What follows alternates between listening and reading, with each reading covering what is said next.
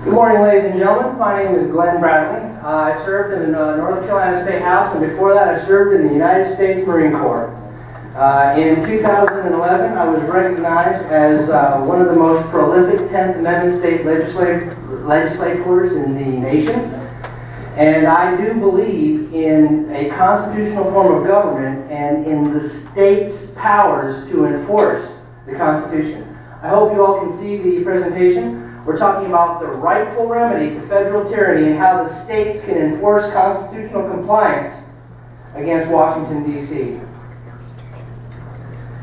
What we want to talk about right now is restoring the constitutional republic. I believe we all recognize that the American constitutional republic is in jeopardy, and that the idea of nullification is having problems gaining traction in the state of North Carolina, particularly in the state of North Carolina as compared to all the other states in the Union. For that reason, one of the things that I have been discussing lately is talking about non-pursuance. I talked about non-pursuance even more so than I talked about nullification, because it's the same doctrine, and non-pursuance can be drawn right out of Article 6, the Supremacy Clause, to the U.S. Constitution. And what I'm trying to present here is a practical guide to state-level activists' recourse to address a growing federal tyranny. First and foremost, America has come off the rails, and this government is a train wreck. As you can see, if we look at the unemployment rate plus workforce non-participation, currently 62% of Americans do not work. Now, we go further, the U.S. dollar purchasing power versus median income growth. It is true that income has grown very marginal fractions of a percent, but when you account for the decline in the value of the dollar, we've had a 12% loss in our purchasing power in the last 10 years. What went wrong? America has largely abandoned the U.S. Constitution. Congress writes policy based on what's popular and what feels good to them at the time. This is largely media-driven. Whenever there's something that comes up, there's a problem, a reaction, a solution. And the media drives the response in legislation, and Congress writes whatever feels good, not what's constitutional. And then the U.S. Supreme Court is ideologically driven, not constitutionally driven. The people who get appointed to the Supreme Court make decisions based on what feels good to them. Additionally, we have a problem that the voting public, by and large, does not know or does not care what the Constitution actually says. They don't read it, they don't know what it says, and some Americans even reject the Constitution altogether, and our elected officials overwhelmingly misinterpret it. The long walk away from constitutional compliance started in Marbury v. Madison in 1803, when Justice John Marshall invented judicial review out of thin air. If you read the Constitution, nowhere in the U.S. Constitution does it say that the U.S. Supreme Court is the arbiter, the decider as to what is and is not constitutional. That power was left to the states because the states were the signatories on the compact that is the U.S. Constitution. Prior to 1803, it was the states who determined constitutionality, and the Supreme Court was there to resolve disputes between the states. Washington rejecting constitutional compliance accelerated rapidly under Woodrow Wilson from 1913 on. Now, how do we go back to a constitutional government? To put the train back on the track, first we have to restore government to obedience to the Constitution. This involves electing constitutional officials regardless of what party they are. If they're Republicans, if they're Democrats, if they're Libertarians, I don't care. If they're going to obey the Constitution, that's the guy we need to elect. Because when we take party loyalty over constitutional loyalty, we're going to go away from the Constitution every time. We have to connect economic recovery to this restoration because we also have to train the people, the voters, to want constitutional government. It's not just our elected officials that don't like the Constitution, it's also the people who don't know the Constitution. We have to understand, we have to teach people that the status quo is wrong, how to abandon the status quo. We need to fill the legislatures with people who will stand up for principle, who will stand up for what's right, who will stand up for what's constitutional. We have to demand real legislation to assert this constitutional balance of power. And we have to tell people to read the Constitution, and everyone who cares about the country needs to go to meetings. They need to stand up and speak and make their voice heard. If we just sit in the audience and say nothing, then people are going to think we don't care. Our legislators are going to think we don't care, and nothing's going to get done. We cannot change this by electing a president. Real political change in the United States comes from the bottom up, not the top down. There are too many of us who think we're going to elect the correct president and everything's going to get magical and change overnight. That's not so. We have to go from the school boards to the county commissions to the legislatures and the governors, and then work our way up to the Congress and the president. This has to start in the states. This has to start locally, or it's not going to get done at all. It doesn't start in Washington, D.C. It starts in Raleigh, North Carolina. Here. So we can save America if we work together. What exactly can we do? We cannot rely on the Supreme Court. The Supreme Court is often wrong, and even when they get it right, they're still wrong. If you remember, it was in Plessy v. Ferguson, which was in 1896, the Supreme Court made a decision that allowed segregation in public spaces. This was segregation in public schools and government buildings, etc. It was a bad decision. It was a wrong decision. Well, along comes Brown v. Board of Education in 1956. They overturned Plessy v. Ferguson, which was good, but they used the wrong justification to do it. Instead of going to Article 4, Section 4 of the United States Constitution that guarantees to the states a Republican form of government, they invented out of thin air this concept of group rights, that people as a group have rights. And what that did is it led to the destruction of a Republican form of government, because a Republican form of government means that every individual is equal under the law. Once we abolish the idea of individuals being free and sovereign and went to groups of people, now we have all these burdens that we don't even know what to do with anymore. And that has created a severe problem. The framers put it up to the states, not the Supreme Court. The states must declare non-pursuance, non-compliance, and nullification. Now, there are 3 levels of nullification that we can do. We must introduce and pass a bill addressing the proper balance of constitutional powers, starting with non-pursuance, non-compliance, and then nullification and intercession. But what can we do right now? We need to contact friendly legislators and senators and build a personal relationship with them. They need to know that we exist. They need to know that we support these doctrines so that they can do the same. We need to coordinate a touch campaign. That means we need people visiting the State House on a regular basis and let them know that we support these doctrines. And let them know that there's enough friendlies that they can stand up without fear of being kicked out of office, and that's how we build a majority. We need to propose legislation for support and openly discuss with the legislators and the stakeholders how to achieve these goals. And we need to build public and popular support for the bills that have been introduced so that we pass them through one chamber, pass them through another chamber, and get them passed into law.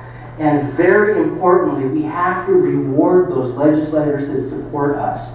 When we have a legislator that's willing to stand up against the powers that be in our state and introduce a non-pursuance act or introduce a nullification act, we have to let them know that we support that effort. We have to reward them with donations, with our time, with our efforts, because if we're not there, they're going to go where the money is and they're going to walk away from our principles. Now, legislators that are known friendly to these concepts are like Michael Speciale, Larry Pittman, Burt Jones, Brian Holloway, and Rain Brown are a few. And what can we keep doing? We have to promote the proper balance of power as being healthy to the American Republic. If you're like me and you've gone out and you've spoken to political activists or legislators about this doctrine, what have they said? They said, well, you just don't like America, or you want to abolish the federal government, or you don't like America. Well, that's not true. The proper balance of power is the health of the United States. Nothing is better for the long-term security and prosperity of the United States than restoring the proper balance of power. It was under the proper balance of power that America became the greatest, most prosperous, and wealthy nation the world has ever seen. And it is only under the proper balance of power that we will get there again. And the proper balance of power is that the states have supremacy over the federal government. That's the way America was created. And when we get back to that point, we will again be supreme. Strict constitutional policy will restore sanity to the American government. And we need to push North Carolina enforcement of that constitutional balance of power. We need to go to the people. We need to teach individual responsibility to read the Constitution and to vote according to it. One of the most important things we have to remember is there can be no liberty without responsibility. If we talk about liberty this, liberty that, and we don't push responsibility, it's never going to happen.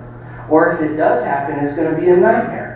It's up to us to teach people that they have to read the Constitution, understand the Constitution, and vote according to what it says. Now, it is important to remember that the parties will not obey the Constitution until there's a reward at the ballot box. Politicians don't care about anything but staying in power. That's just the truth. So the reality is if the politicians don't see that reward in the ballot box, if they don't go and look and say, hey, if we do this, we're going to get reelected, they're just not going to do it.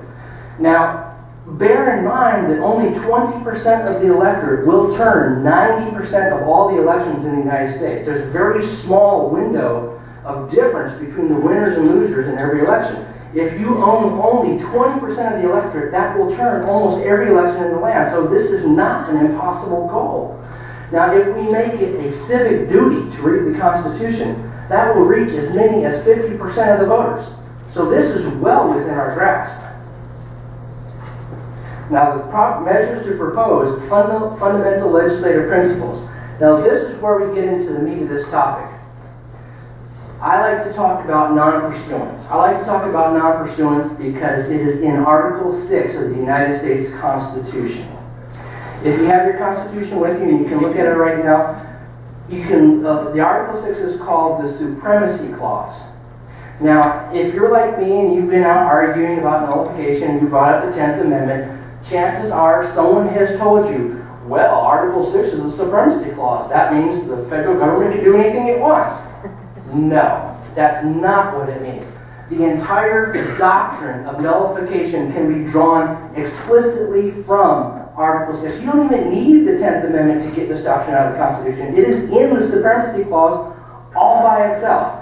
It says, the laws of the United States, which shall be made in pursuance thereof, shall be the supreme law of the land. Now, if you look at the way the Constitution was written, some of your constitutions have the original capitalization in it.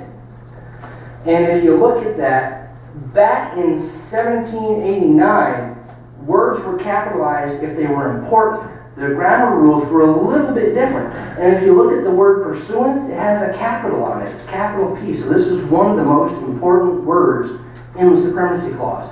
Only those laws that pursue from the text of the Constitution are the supreme law of the land. If the law does not pursue from the Constitution, it's not a law. It's already null by definition.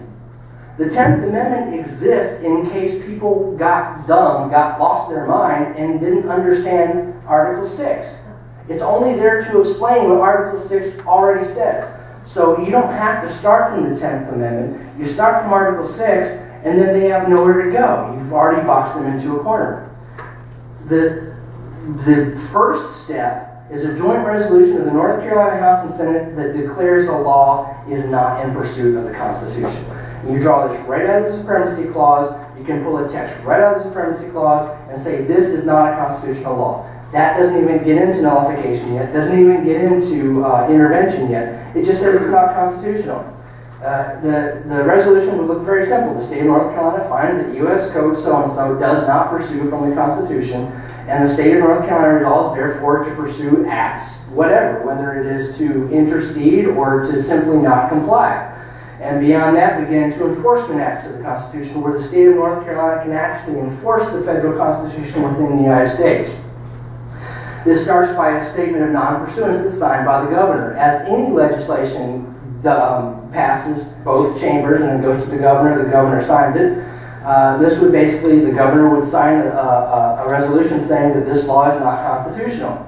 And then we agree to non-compliance at a minimal level, or at a stronger level, intercession, which is where the the National Guard or the police would intervene in case of the American government being tyrannical and taking away our rights. Now, state statutory Federal NonCompliance Act. This is similar in scope to what Colorado State and Washington State did in legalizing cannabis. They didn't write a law saying that the federal government comes in here, we're going to arrest them or fine them. They just simply said, we're going to ignore them. We're just going to do this anyway. That's the first stage of nullification.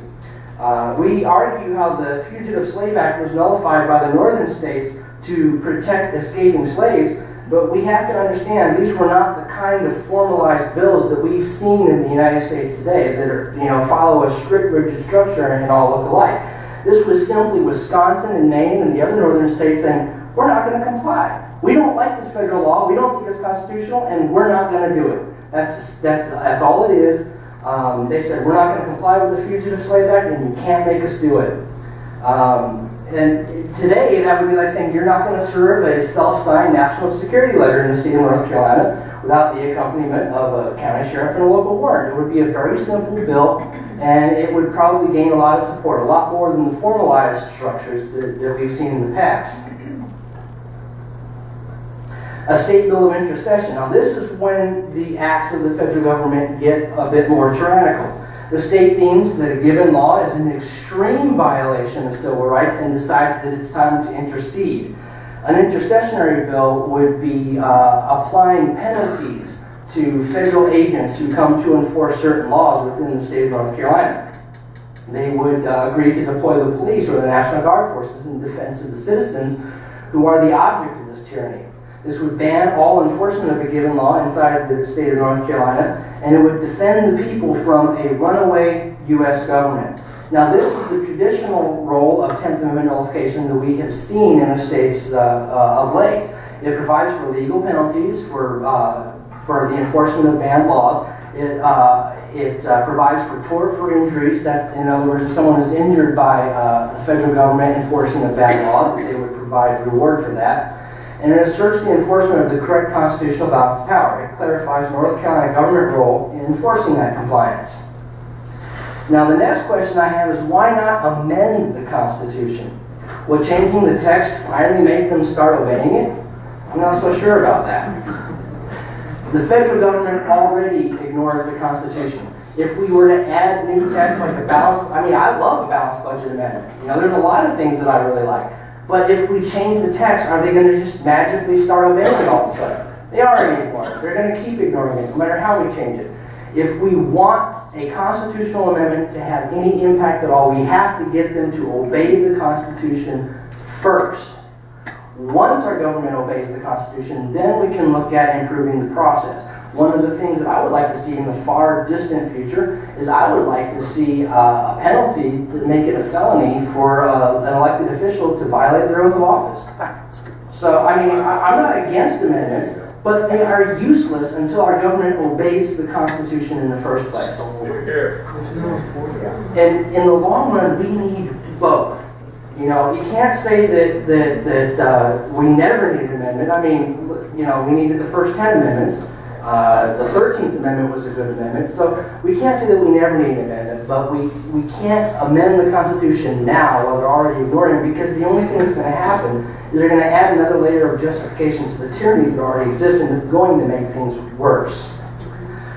Now, enforcement to the U.S. Constitution was accidentally ended by the 17th Amendment. I don't know how many people are familiar with this, but prior to the 17th Amendment, the United States Senators were selected by your state houses and your state senators.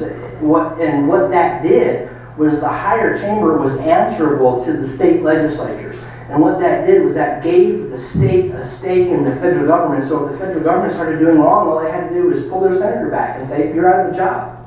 They can't do that anymore. Now, the 17th Amendment was passed for good, valid reasons at the time, but an unintended consequence of that action was to end the natural state-based enforcement of the Constitution.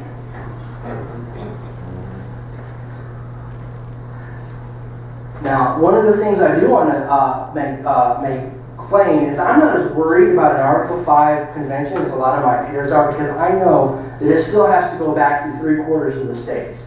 And I do advocate that we eventually need both. My point is that we have to get the government to obey the Constitution first.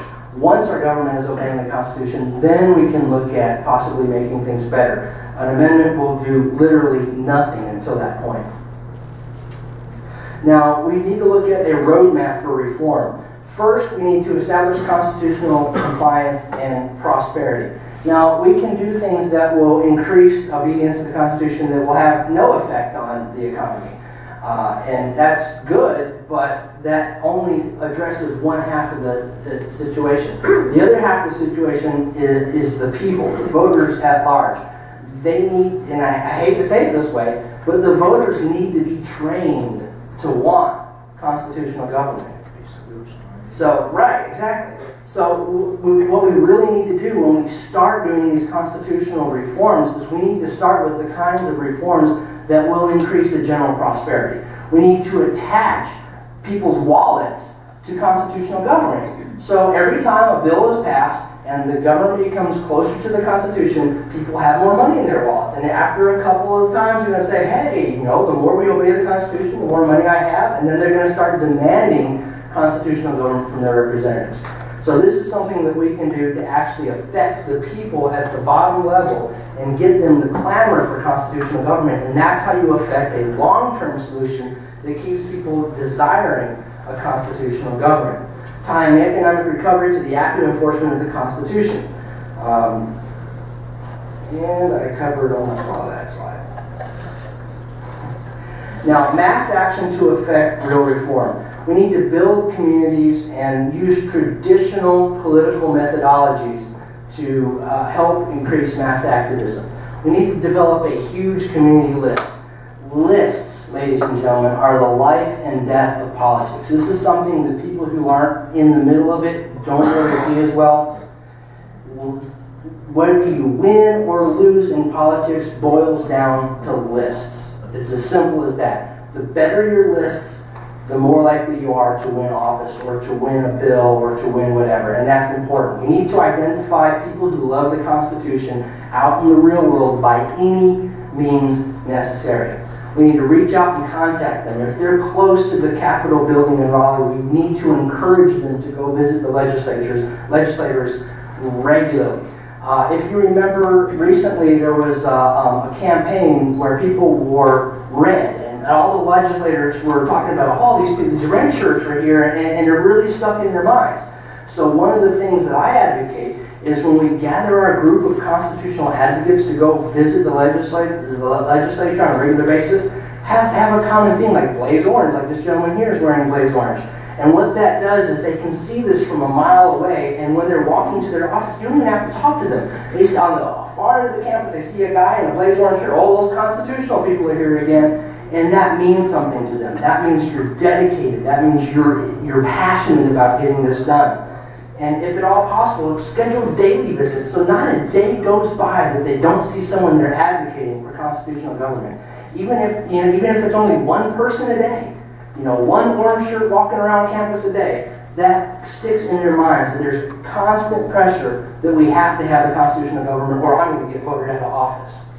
We need to network with fellow-minded organizations, and there's a lot of them out there, like the Constitutional Conservative Caucus, the Carolina Liberty PAC, Conservatives for Guilford County, the Crystal Coast Taxpayers, the Constitutional Alliance, and NC Caution, to name a few. We need to exploit social and traditional media.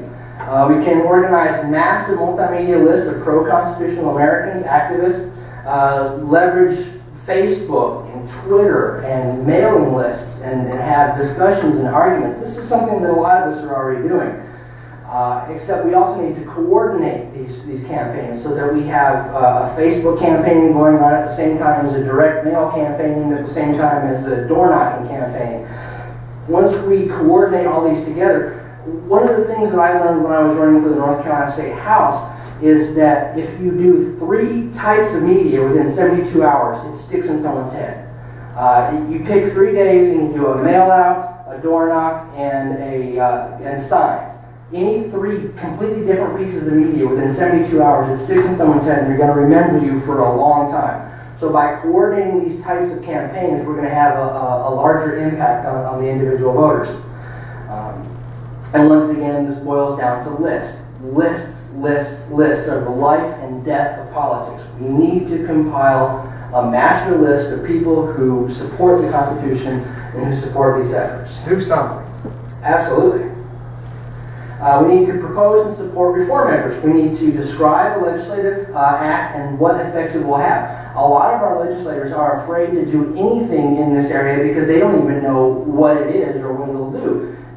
You know, when I was proposing intercession and nullification bills in the North Carolina State House, the biggest question I got was, well, what does this even mean? What does this look like? You know, if the federal government, what are we going to do? They don't understand exactly what's going to happen. So we have to be the subject matter experts. We have to be able to say, if the federal government comes in to take our guns, this is what the response will be under this bill. We have to be able to explain that in such a way that they understand it, and then they'll be a little bit more likely to support it.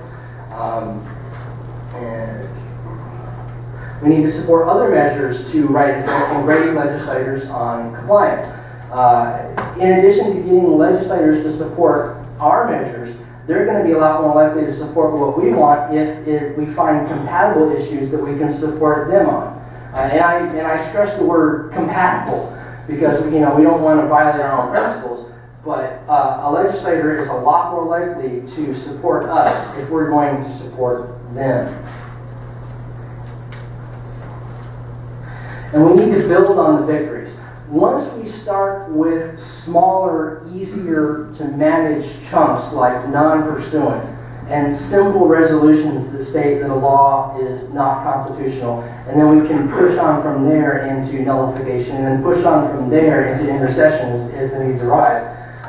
Once we have our smaller victories, we need to build on those to create larger victories. And by doing that, we need to identify the legislative pros and cons, the people who support us versus the people who don't support us. And we need to support the people who support us. We need to achieve introduction with broad sponsors. Once we have a bill and we have someone who's willing to introduce it, we want to go to every state House member, every state Senate member, and build up a list of co-sponsors even before it's introduced. So that when it gets introduced, this massive explosion of sponsors comes on, and that gives it this momentum that makes it a lot more likely to go forward. And we can use our coordinated campaigns, as I mentioned before, to drive that co-sponsor. And again, I talked about the daily visits with a theme like Blaze Orange. And the Constitutional Compliance Brigade. Now, we need to support our allies with time and money. If a legislator says, okay, I'll co-sponsor this bill, give them $25. If they'll sponsor it, $50, or hey, I'll introduce it, give them $75. It's like a Pavlovian dog response. It sounds a bit cheap, but the reality is legislators respond to money. If a legislator realizes that, hey, if I introduce this bill, I'm going to get a lot of support, guess what? They're going to be a lot more likely to do so. Remember our allies on election day, and ask your friends to support them. This is the quid pro quo that comes with politics. They're not going to do this if it's not going to get them reelected. Obtain evidence of that support and present it to the legislators as we work to influence. So in other words, once we have started to build on this victory, we can show evidence. Hey, look, this guy introduced our bill and he got $500 from it. And show it to a legislator that might be on the fence, and he's going to say, oh, wow, okay, I'll co-sponsor that. I want money. And of course, grading our legislators by their measure of constitutional compliance. We need to maintain active relationship with those who are friends. Continue daily constitutional advocacy. If we only go once every 6 months, they're going to forget about us. Even if we go with 500 people, if we only go once a year, they're going to forget about us. It's better to go one person every day than it is to bring 1,000 people on one day. I guarantee. So rather than have some big event where 1,000 people show up, just one person every day going door to door is going to have a much larger effect. Develop a rapport between the elected officials and constitutionalist groups. Continue to press bills and issues legislatively and demonstrate a good path to elective office by constitutional compliance. Now, this is one of the things that I've been trying to stress. They have to understand that by enforcing the Constitution, they're going to get reelected. Whether it's money, support, vote, or whatever, That's the important thing. If they say, hey, if I support the Constitution, I'm going to get reelected, that's what they're going to do. We also need to recruit candidates for office who are going to uphold and defend the Constitution. And then we have to be a bit smart, because a lot of people like to talk a good game, get elected, and then completely fail. So we have to be smart. We have to be aware of what's going on. And we need to expand our voting bloc leverages. Right now, we have this problem. We have a very small group of people who support nullification that is a far, far right of conservatism. And we have to be able to break out of that. Now, this is only a North Carolina problem. This is not an American problem, because what you're going to see here in a second is this has already gone through across the entire nation. Every state except North Carolina has touched nullification. Every single state. Illinois, California. We'll see that in a little bit. We need to discover the communities who benefit the most from a proposed act of non-pursuance or nullification. Find unexpected groups that will benefit from constitutional government and bring them in to advocate. You know, if we can reach out to, say, the far left, who's going to benefit from a specific nullification bill, and march them around to Democrats and say, hey, we want this bill. You know what? That's going to expand the broadness of our appeal, and it's going to make it a lot more likely that things are going to get through the State House and the State Senate. We need to interact and adapt policy to address those concerns. We need to drive supporters to make these legislative visits. We need to capitalize on non-traditional supports as a force multiplier. That means we need to get outside of our own small group. The far-right conservative wing of the Republican Party is only about 6 to 7% of the voting bloc, of the electorate. You know what? Legislators don't care about 6 to 7% of the voting bloc. We need to reach out of our own communities and get more people interested and involved with these issues. If we stick with just ourselves, it'll never get done. And that's why we have nullification passed in Illinois, in California, and all these liberal states, because they've reached outside of the far right-wing conservative voting bloc like we are. We need to fight for policy reforms that actually make a difference. If we introduce a Nullification Act that's just a principle that means nothing, that has no effect at the end of the day, after a while they're going to stop trying. Because what difference does it make? We just passed a law and it's great. There's new text and what? No, we need to look at nullification acts that will make it less expensive to get health care insurance, for instance, nullifying the Obamacare regulations. We need to look at nullification acts that will make it easier for people to own and keep weapons or whatever. When we look at nullification acts, we need to look at nullification acts specifically that make a difference in people's everyday, day-to-day lives.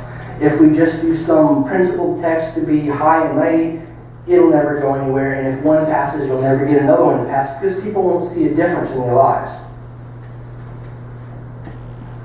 We also need to leverage those victories into expanding outreach. And I was talking about leveraging victories before, and in a separate part I was talking about expanding outreach. Well, you can put those two together. Once you start having victories, you can use those victories to reach into other communities that you don't traditionally reach into.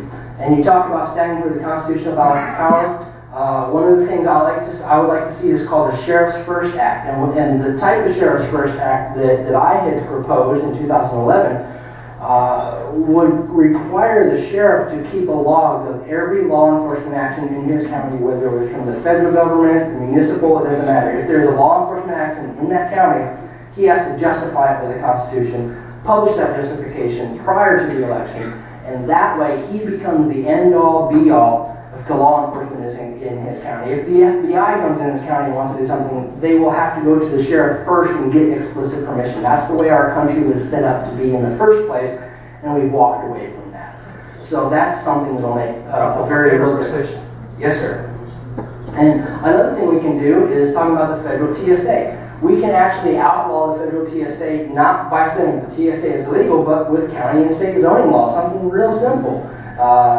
non-pursuance resolution to the TSA, and that's not going to get rid of airport security. All that's going to do is it's going to put security in the hands of locals who actually know what they're doing.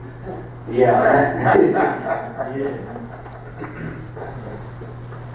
Now here I'm almost coming to the end of it. I'm trying to cut this short. But wait, I contacted my legislator about nullification, and they told me it's too controversial. Yeah, see all these colored states? These are states that have done something about it. Or will be a national disgrace. Or this goes back to Jim Crow. Or will be a laughing stock. Or nobody else is doing it. Or this question was settled by the Civil War. Or this is way too unpopular. Or nobody supports your cause. Or North Carolina can't do this alone. Ladies and gentlemen, the truth is North Carolina is the only state in the Union that has not at least passed nullification into law or passed 1 or 2 chambers. North Carolina is the only state in the Union that has not done this yet. Illinois has done this. Maine, California, Washington State. Every state in the Union has done this except for us.